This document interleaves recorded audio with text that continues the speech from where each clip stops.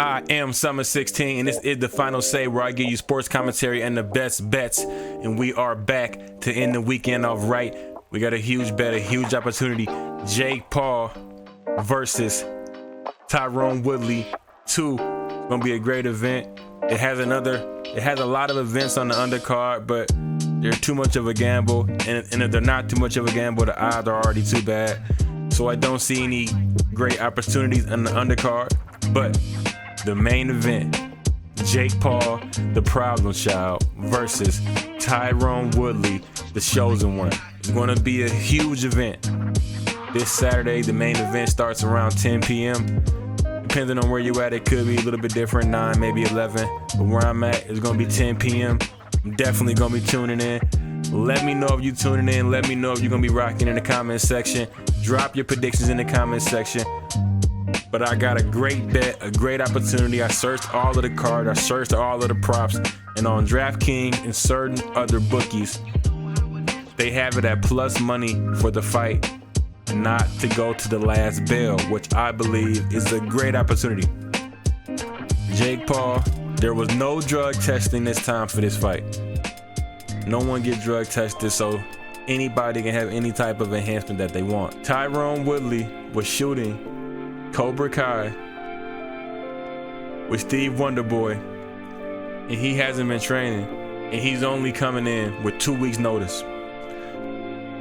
So that gives us a great opportunity to understand why they moved it to a catch weight of 192, which means either someone couldn't make weight or they didn't seem it necessary to make weight because they wanted to try to maintain their ability to fight longer and whatnot, to have more endurance by not having to cut the weight.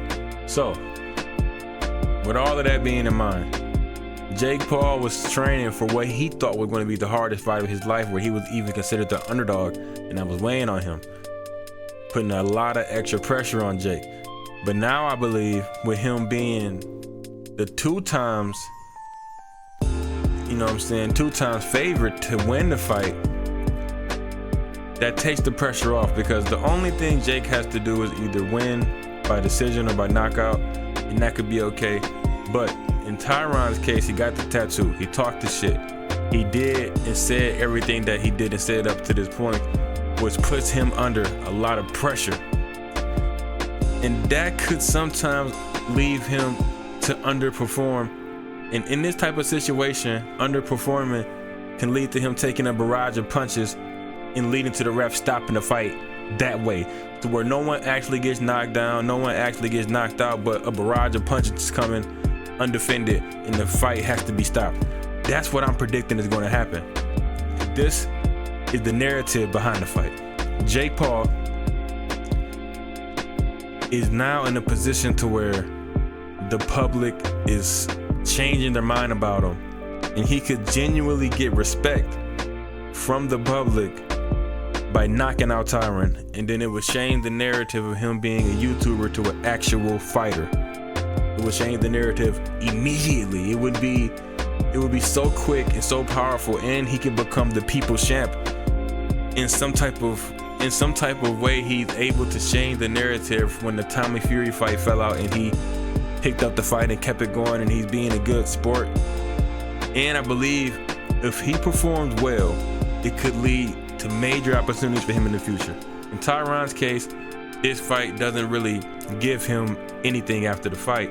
It gives him more money. It doesn't really give him more opportunities, so that's not that much incentive to perform well. And if he does perform well, the only thing that really does is hurt Jake Paul. So that's not really that much incentive.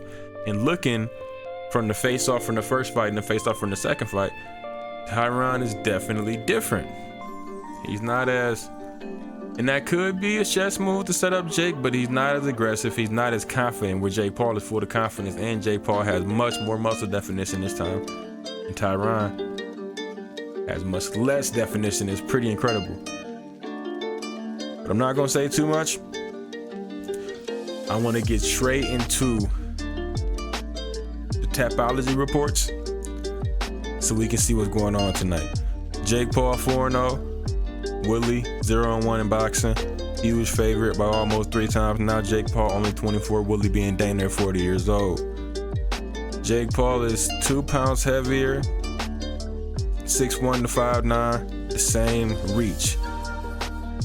71% of the people on Tapology think that Woodley wins by TKO, who voted for Woodley, and then the other 23% being by decision. The people who voted for Paul, 22% think by KO, 74% by decision.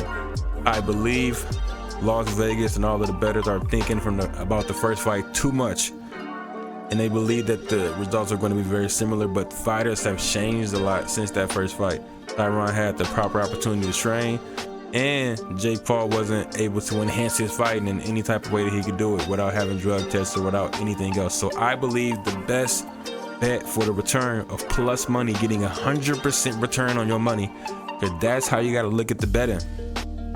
How do I get 100% return on my money? And I believe in this case, go to DraftKings or anywhere where it's plus money and take the fight not to go the distance. I'm going with the fight not to go the distance.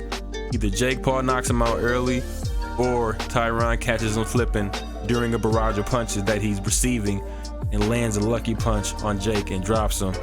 But I believe the fight will not go the distance, and a lot of people are going to lose their money thinking that it will, because it will not.